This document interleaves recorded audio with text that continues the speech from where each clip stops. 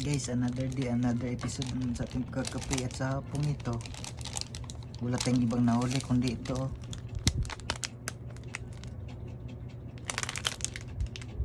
Top Coffee Palm Sugar. Twin pack pala to, pero may plus 1 kaya naging tatlo. Naging tatlo na siya. Sobrang laki niya. Dami pa. Tatlo na siya. Ang kaganda dito, pwede siya sa mainit, pwede rin sa malamig. Maganda. Ngayon ko pa nga ito nasubukan tong tatlo. Karamihan kasi twin pack lang. Pero kakaiba tong Top Coffee kasi tatlo na siya. Kakaiba ba? Twin pack plus 1. Grabe. Ginalingan talaga. Dahil coffee is life, tirahin na natin to. Katirahin pa to ng iba. Isa-isa lang muna titirahin natin kasi marami nung tatlo pag inubos natin.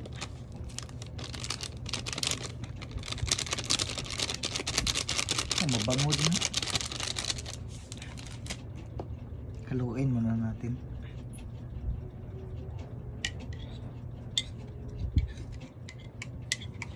Dahil hapon na,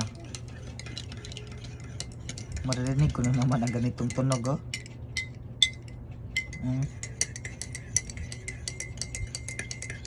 Ganitong tunog na naman maririnig mo pa sa hapon. Ganitong oras, sigurado kakarinig ka talaga ng ganitong tunog.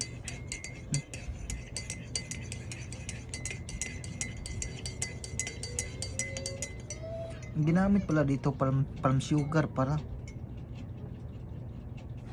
Gula Milaka. Kakaiba din ang pangalan nito. Tikman naman natin to kung lasang palm sugar ba talaga to.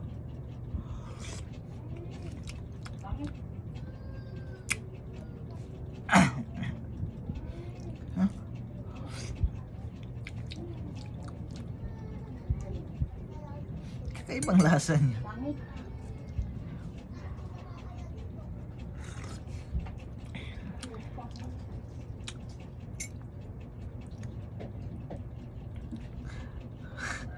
Premium coffee blend para to.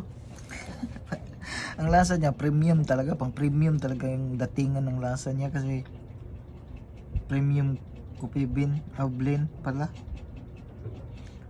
At ang hinalo nito palm sugar. Gula Milika. Kaiba din yung kape na to.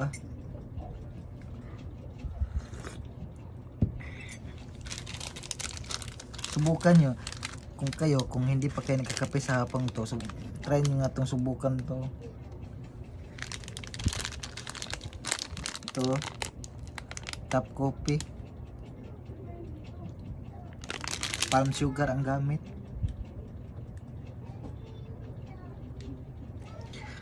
Maganda to, mura na, twin pack pa, plus 1 pa. Grabe, saan ka pa? Ginalingan talaga to ng Top Coffee. Saan kaya to gawa tong kapin to?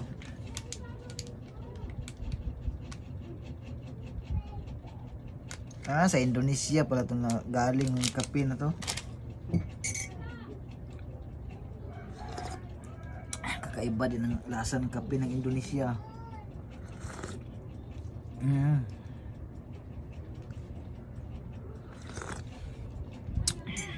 Kaibang lasa niya kasi ang gamit nga nito palm sugar.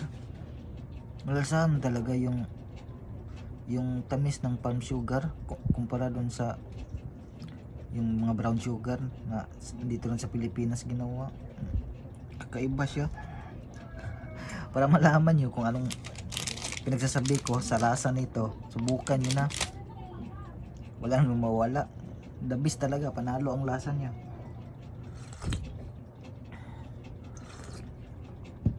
Masarap. Highly recommended din tong kape na to kasi twin pack siya plus 1 pa. Grabe, panalo. Masarap na tatlo pa. Grabe, kaya subukan nyo na. Dito na lang.